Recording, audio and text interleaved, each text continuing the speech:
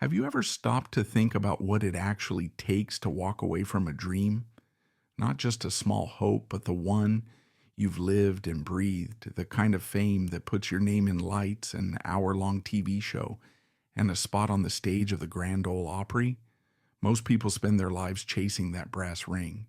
They cling to it, even when it's tarnished. Most people who achieve the pinnacle of their ambition will fight tooth and nail to stay there. But the man we're talking about today, Robert Lee Lord, better known as Bobby Lord, was not most people. He was a television pioneer, a rockabilly rebel in a white Stetson, and a recognized member of the Opry, all before the age of 30. He had everything a young country singer could want: a nationally syndicated show, a steady recording contract, and the ultimate badge of honor, an Opry membership. Yet, by his mid-30s, he made a quiet, almost unthinkable decision. He packed his bags, left Nashville's bright lights, and went into the decidedly unglamorous world of real estate and insurance back home in Florida. This is the story of an Opry star who was simply not impressed with himself, even when everyone else was. We begin not in the smoky confines of the Ryman Auditorium, but in the humid celery fields of Central Florida, where a talented kid with a perfect tenor voice set his sights on a world far beyond his hometown, unknowingly starting a career trajectory that would prioritize a balanced life over the endless demands of fame. To truly grasp the immense weight of Bobby Lord's eventual decision to abandon fame, we must first immerse ourselves in the unique, almost charmed beginning of his career. A start that stood in sharp contrast to the typical dirt-poor country music legend narrative. Robert Lee Lord was born on January 6, 1934 in Sanford, Florida, a town then proudly famous as the celery center of the world. His family life was stable and secure. His father was an auto mechanic, a man who worked with his hands. This background instilled in young Bobby a foundational sense of pragmatism, humility, and a deep respect for solid, tangible work, values that would ultimately clash with the fleeting, unpredictable nature of show business and define his entire later life. Growing up in Tampa, Lord's musical talents developed not out of financial necessity, but out of sheer focused ambition. He wasn't just a singer, he was a driven young man who never viewed music as an escape, but as a profession he was determined to master. Crucially, before the high-flying pressures of fame could even begin to take hold, he made his personal life secure. While attending H.B. Plant High School, he married his high school sweetheart, Moselle, at the remarkably young age of 20. This early, deliberate commitment to a stable family unit would become the most critical, often overlooked anchor in his dizzying decades-long career. The early 1950s saw the rise of television, a dazzling new medium offering a visual, instantaneous shortcut to national fame that radio simply couldn't touch. Lord possessed an intuitive grasp of this powerful new technology. After winning a talent prize at the 1951 Florida State Fair, he secured an appearance on the national ABC TV program, Paul Whiteman's TV Teen Club in Philadelphia. Think about the historical company he was keeping. The show's announcer was none other than Dick Clark, years before his American Bandstand fame. Lord's career was interwoven with the very birth of the national youth-oriented television culture. The first major pivot came in 1953. While still a freshman at the University of Tampa, Lord was invited to host his own program on the newly opened WSUN-TV in St. Petersburg.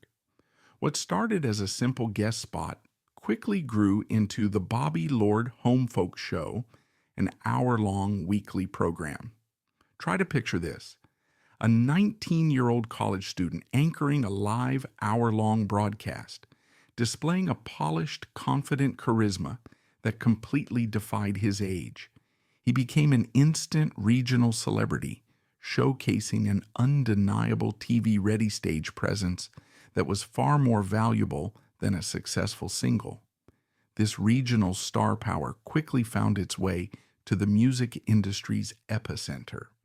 A local demo tape found its way into the hands of the legendary songwriter Boudleaux Bryant, who, upon hearing the raw talent, was impressed enough to pass it along to Don Law, the powerful country producer at Columbia Records. The result? In October 1954, at just 19 years old, Bobby Lord signed with Columbia, making him the label's youngest recording artist at the time, a feat that signaled the industry's belief in his explosive, immediate potential.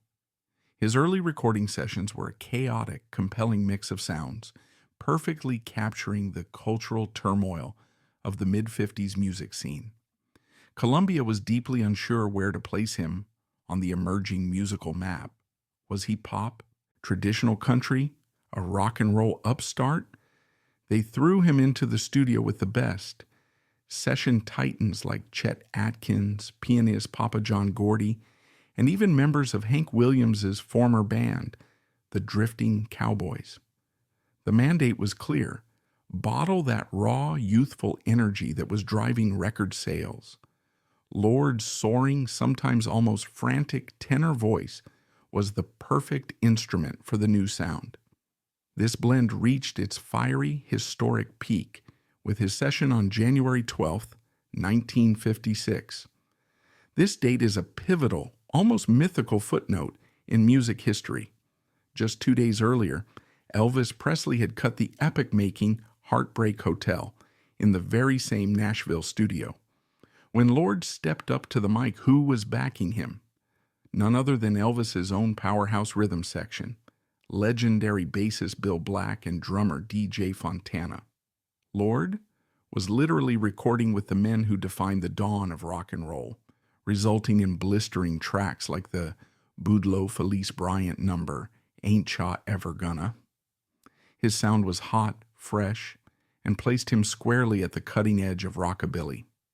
This thrilling, youthful blend paid off in 1956 with his single Without Your Love, which climbed to the top 10 on the country charts, his first and only single to reach that pinnacle, fully validating the early crossover gamble. Concurrent with his Columbia career, Lord secured another career-defining television gig. Starting in 1955, he became a regular cast member of the Ozark Jubilee, the massive ABC television program hosted by the legendary Red Foley, broadcast live from Springfield, Missouri. For 5.5 demanding years, the Jubilee was the centerpiece of Lord's life. He wasn't just another performer. He was the show's designated youth ambassador, using his youthful charm, energetic performance style, and undeniable visual appeal to attract a crucial younger demographic to a program otherwise rooted in traditional acts. This immersion in live national TV, first locally in Florida, then nationally on a network broadcast, made him uniquely qualified for the next stage. By the time the Ozark Jubilee was canceled in 1960, Bobby Lord was no longer merely a singer. He was one of the most visible, media-savvy faces in country music. A true television star whose musicianship was, tellingly, already beginning to take a secondary role to his magnetic hosting abilities. He was now fully prepared to conquer the capital of country, Nashville, Tennessee. A singer, he was one of the most visible, media-savvy faces in country music. He was a television star first and a musician second, a distinction that would shape his entire life trajectory. The cancellation of the Ozark Jubilee in 1960 didn't slow Bobby Lord down. It propelled him directly into the heart of the country music capital. Having dominated the airwaves for half a decade, Lord was now ready to claim his place on the genre's most hallowed stage and leverage his TV experience to build an empire that would be truly his own. However, this period of professional triumph would also be shadowed by a private decision, a secret deadline that would ultimately determine his future far more than any contract or chart position. Upon his arrival, Lord was immediately extended an invitation to join the Grand Ole Opry. This was the ultimate validation in country music. To be a member of the Opry meant more than just a weekly performance slot. It meant recognition, respect, and a permanent place in the genre's history. Lord, still in his mid-20s, cemented his status as a young star with the gravitas of a veteran. He would continue to appear on the Opry stage well into the 1970s, though his primary focus quickly became the one thing he knew best: television. The move to Nashville also solidified his recording career, albeit on different labels. In 1961, he signed with Hickory Records, where he scored his first major national hit in 8 years with the song Life Can Have Meaning.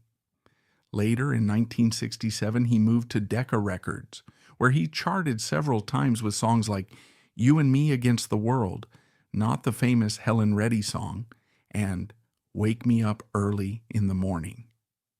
These hits were solid, respectable chart performers, but they never quite broke him into the mainstream superstardom that others, like his contemporary Porter Wagoner, were achieving. The true engine of Bobby Lord's fame during the 1960s was his television presence. He was a daily fixture in Nashville, hosting an afternoon show on WSM-TV, the powerful local affiliate. This show, often referred to as Opry Almanac, was the afternoon counterpart to the late-night programs hosted by figures like Ralph Emery, making Lord a household name in the region. The breakout, however, was The Bobby Lord Show, a weekly syndicated half-hour program produced under the auspices of WSM-TV. Debuting in 1963, the show's success was immediate and immense. Within 2 years, it was airing in over 40 markets across the United States and was even syndicated internationally, reportedly reaching 34 countries around the world. Lord had a unique advantage. He was a natural, warm, and friendly interviewer. His show featured a mix of his own performances and appearances by popular country artists of the day. The backing band was top tier, featuring the legendary steel guitarist Jerry Byrd and pianist Jerry Whitehurst. For nearly a decade, Bobby Lord was one of the most consistent, approachable faces of country music on television. A gentle guide introducing the genre to a massive, diverse audience. He was, by any measure, a tremendous success. This period, from 1960 to 1969, marks the pinnacle of Lord's professional life in show business. He was respected, employed daily, and a member of the Opry. Yet, this is also where the crucial human element of his story comes into play, the secret timeline he had imposed on himself. As his children grew up, Lord often lamented the relentless demands of the road and the entertainment machine. He had seen the instability and the personal costs that fame exacted from his peers. Coming from a background that valued stability and tangible achievement, he approached his dream with the mind of a businessman, not a star. His son, Rob Lord, revealed the stunning private conversation that defined his father's next move. I told myself, Bobby Lord confided, if I had not reached the pinnacle of success I wanted to reach by the time I was 35, I would quit and do something else. This is the rarely discussed core of Bobby Lord's story. It wasn't about a lack of talent or opportunity. It was about a pragmatic, self-imposed commitment. He set a hard expiration date for his dream. By 1969, as he was about to turn 35, he took a cold, honest look at his career. He had a great TV show, but he hadn't achieved the level of recording superstardom he had privately aimed for. He had a successful career, but he hadn't reached his personal pinnacle. Most people would have kept fighting, rationalizing that the TV show was the pinnacle. Bobby Lord, however, was a man who valued his own word, even to himself, above the persistent, loud demands of the industry. He was ready to honor the promise he'd made years before, prioritizing his marriage to Moselle and his young family over the perpetual spotlight. The Nashville machine couldn't keep him because he had already internally decided it was time to go home. The decision was made. The deadline met. In a move that shocked Nashville, the popular TV host and Opry star simply walked away. But this wasn't an escape into failure. It was a transition into a second highly successful career. Bobby Lord traded the cheers of the crowd for the satisfying, tangible work of building a family legacy, only to have the lure of the camera bring him back one last time, on his own terms. In 1969, when Bobby Lord turned 35, an age when many other artists are consolidating their legacies or fighting to maintain relevance, he executed an act that was, in its own way, revolutionary. He did not release a groundbreaking album or embark on a world tour. Instead, he orchestrated a quiet and strategic great retreat.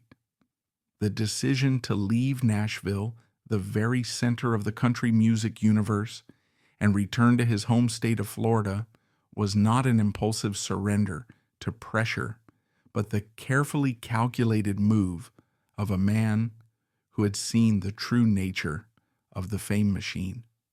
This news spread across Music Row, not like a typical retirement announcement, but like a subtle seismic ripple, sparking disbelief and speculation. In a world where the climb to the top is everything, Lord's voluntary descent was almost incomprehensible, misinterpreted by many as a quiet admission of defeat or a sign that his passion had faded. But they failed to understand the depth of Lord's vision. He was not extinguishing his ambition, he was simply transplanting it to more fertile and durable soil. He understood that applause fades and hit songs are forgotten, but a life built on a solid foundation endures.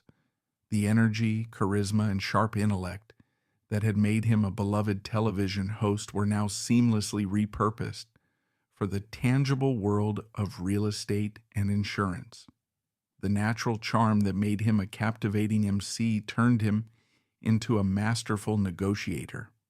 The iron discipline forged over thousands of miles on the road became the work ethic of a successful entrepreneur. The result was a multi-million-dollar business empire, an achievement measured not just in currency, but in the security and stability it provided. This was his ultimate victory over the precarity of the entertainment industry, a fortress he built to protect his family from the unpredictable storms of fame. This act reveals a core truth about Bobby Lord's psyche.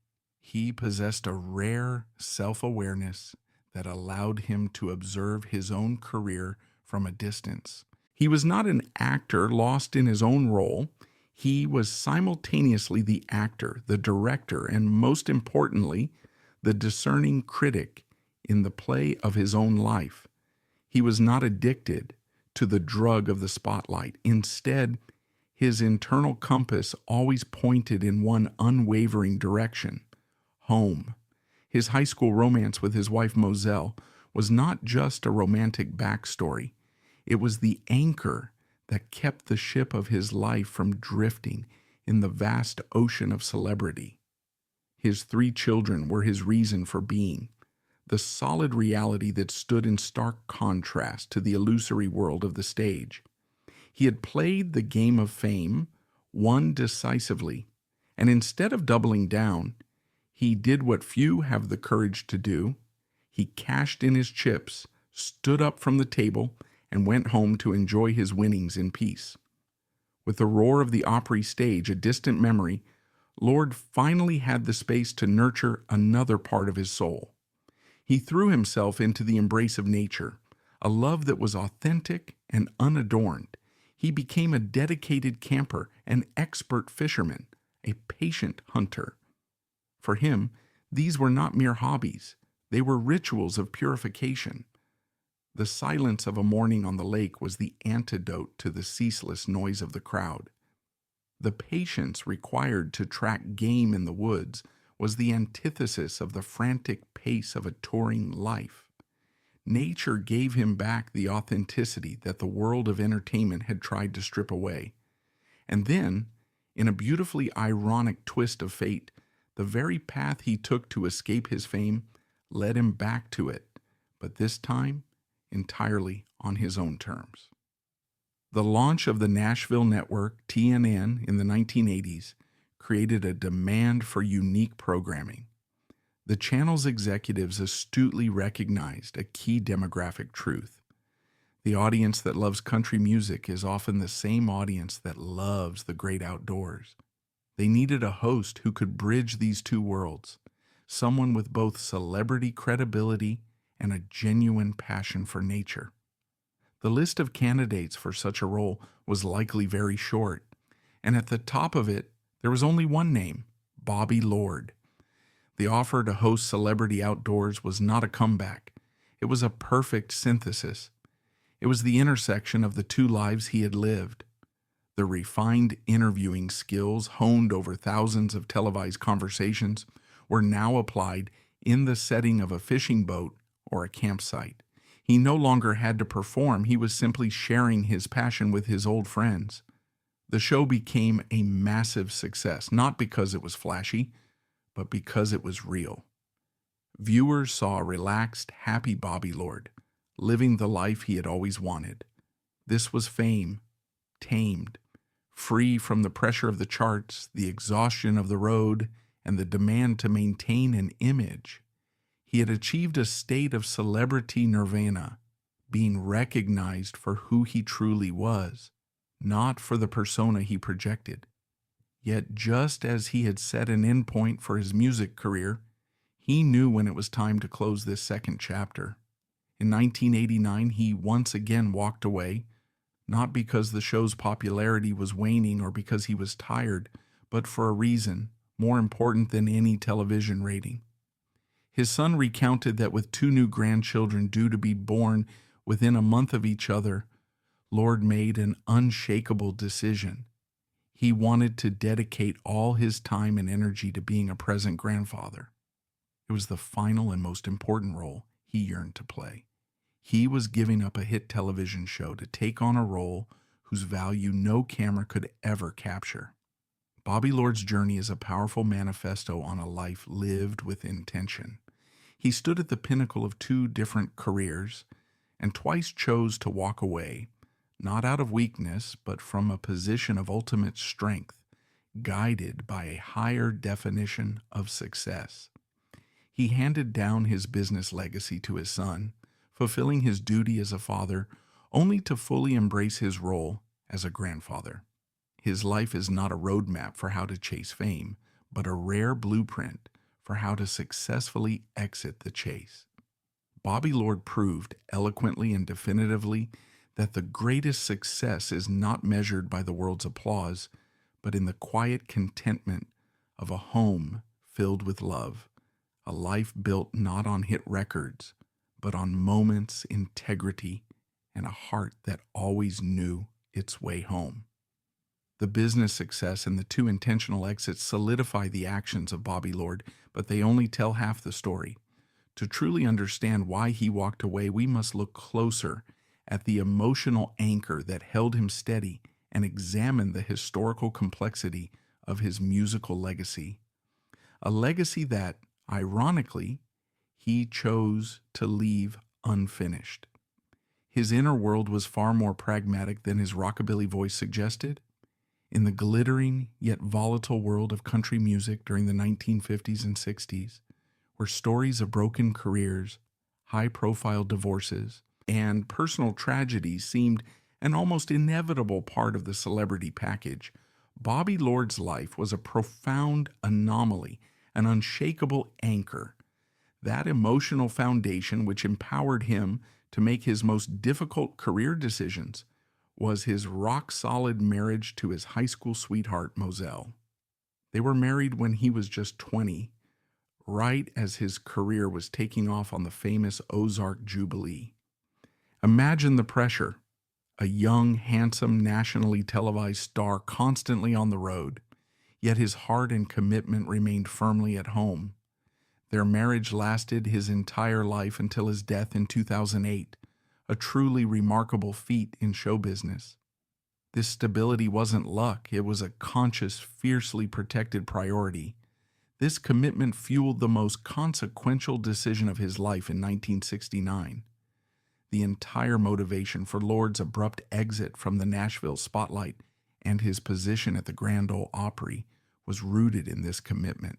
While other artists might sacrifice their personal lives for a coveted spot on the Opry or in the recording studio, Lord sacrificed his full Opry career to ensure his family life flourished. This choice was not a sign of lacking ambition, but rather proof of his deep character. It revealed an almost unheard of emotional intelligence beneath the charismatic TV persona. He knew the fleeting applause of the crowd could never adequately substitute for the consistent, enduring love and peace that his home provided. The only people who truly understood this internal world were his family. His son, Rob Lord, offered a poignant quote that seems to encapsulate his father's entire psychology. He was a man who was never impressed with himself, and others were always impressed with him. This observation suggests an incredible psychological liberation. It hints at an almost clinical detachment from his own fame. Bobby Lord didn't get caught up in the celebrity ego machine. This very lack of self-importance allowed him to make that shocking transition. Walking away from the spotlight wasn't a traumatic loss of identity, as it is for so many stars, but merely a practical career shift. He didn't need the fame to define his value. He already knew his worth. Yet, this shift in priorities created a fascinating historical debate surrounding his musical legacy. Bobby Lord was not just a country singer, he was a genuine pioneer in the explosive fusion of country and rock and roll. His legendary 1956 recordings, backed by none other than Bill Black and DJ Fontana, Elvis Presley's rhythm section, are now considered highly valuable, quintessential examples of early rockabilly.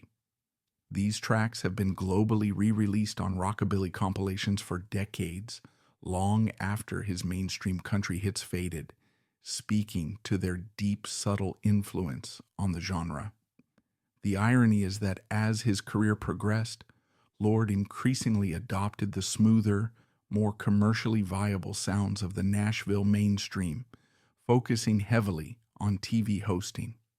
By emphatically leaving music in 1969, he cut short his chance to participate in the growing nostalgia movements, or the outlaw country wave that challenged the very Nashville establishment he had adhered to. The controversy is this: did Bobby Lord fail to realize his immense potential as a seminal rock and roll figure by prioritizing the security of television and ultimately business? Many historians feel his early work was just as foundational as that of figures like Wanda Jackson or Charlie Feathers. He chose the safe path, the marketable, clean-cut country image of the 60s, rather than embracing the volatile, rebel sound he helped create in the 50s. By exiting when he did, he preserved his integrity and success as a businessman, but arguably left his musical legacy unfinished and somewhat under-recognized by mainstream country history. The lasting significance of Bobby Lord's story extends far beyond his song catalog. His life provides a powerful counter-narrative to the standard celebrity biography, a profound lesson for anyone obsessed with climbing the ladder of public life. Lord demonstrated that a person could be fiercely ambitious, launching multiple successful businesses and 2 major television careers, without becoming a slave to ambition itself. His story highlights a broader cultural meaning. He was one of the very few who beat the music machine at its own game. He used the platform of fame to gain financial security and then had the wisdom and self-discipline to pivot, ensuring his emotional and familial life were not casualties of his professional drive. The lessons we draw from him today focus on psychological health and realistic goal setting. He established a clear distinction between external validation, the roar of the crowd, and internal fulfillment, familial love, business success. Lord created an entirely new second act. He proved that his intelligence and charisma were transferable vocational tools, not merely accessories to his singing talent. Bobby Lord spent his final years in the peaceful life he chose, surrounded by Moselle and his family in Florida, occasionally tending to his business interests. He passed away peacefully in 2008, concluding a life that, despite its high-profile moments, was ultimately defined by the self-control and deep domestic contentment that he fiercely protected. We have tracked Bobby Lord from the celery fields of Florida, through the glare of national TV, to the quiet confidence of his dual retirements. Now, as the full shape of his life comes into view, we can offer a final, measured verdict on the man who chose the stability of a loving family over the perpetual risk of the spotlight, leaving us with a powerful, enduring lesson about what true success really means. As we close the book on the life of Robert Bobby Lord, the most profound and enduring lesson lies not in his top 40 hits or his hours on television, but in the profound contradictions that defined him. He was a quintessential Opry star who became a quiet and successful businessman, a country music icon who chose privacy and stability over the relentless pursuit of fame. Lord achieved what countless aspiring artists can only dream of: a permanent spot on the Grand Ole Opry stage, sharing the microphone with legends, and a national television show that brought his face to millions around the globe. Yet he possessed the self-awareness and wisdom to recognize when the dream began to fade and the courage to walk away. Lord was a star without ego, an anomaly in a business built on self-importance and showmanship. He saw his natural talent and hard-won fame not as ends in themselves, but as valuable tools for achieving something deeper, a secure, peaceful life for his family. This made for a stark, almost painful contrast to the dominant narrative of show business, where the pursuit of glory is often a relentless, never-ending, emotionally destructive quest. Lord's life offers a quiet but powerful counterpoint to that corrosive way of life.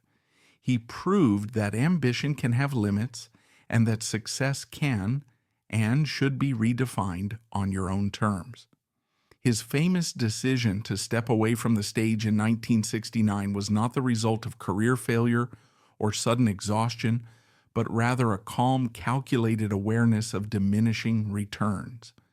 While the public saw his star still shining, Lord himself was increasingly consumed by the infrastructure of fame, the exhausting travel, the constant need to promote himself, and, most importantly, the painful and necessary separation from his beloved wife, Moselle, and their children. The only people who truly understood this internal world were his family. His son, Rob Lord, offered a poignant quote that seems to encapsulate his father's entire psychology. He was a man who was never impressed with himself, and others were always impressed with him. He recognized that the quality of his personal life was seriously declining even as his level of fame increased. Historically, Lord's legacy deserves recognition in two distinct and powerful areas. He was a pioneer in the television revolution, providing the blueprint for how country music could successfully interact with the small screen, essentially laying the groundwork for the video era decades later. Moreover, his early Columbia recordings remain important sonic documents that capture the raw, explosive energy of the rockabilly edge. securing his unique, if perhaps underappreciated place in the foundational history of American popular music. But his most enduring contribution was not musical. It was psychological and moral. He demonstrated that it was possible to maintain a stable, deep family life and a strong faith while successfully navigating a chaotic, soul-crushing business. He was a model of work-life balance before the term was even coined, demonstrating that personal integrity need not be sacrificed on the altar of professional success. Bobby Lord's life was a series of choices that culminated not in an early grave or a forgotten old age, but in peace. He defined his own peak of success, the point at which he had accumulated enough financial security and quiet fame to return to his real priorities. That peak was not the Opry stage in 1960, but in a comfortable, quiet retirement in Florida decades later, surrounded by the family he always put first. He avoided the common pitfalls of bitterness, debt, and career regret that face so many burnouts in the entertainment world. When we remember Bobby Lord, we should not mourn a country music career that ended too soon, but celebrate the admirable, self-reliant life that began soon after. He proved that sometimes the bravest act is not to stay and fight for the limelight, but to have the wisdom, integrity, and dignity to simply walk away. He traded fleeting glory for lasting contentment, and in doing so, he achieved a victory that is rarer and more meaningful than any trophy could represent.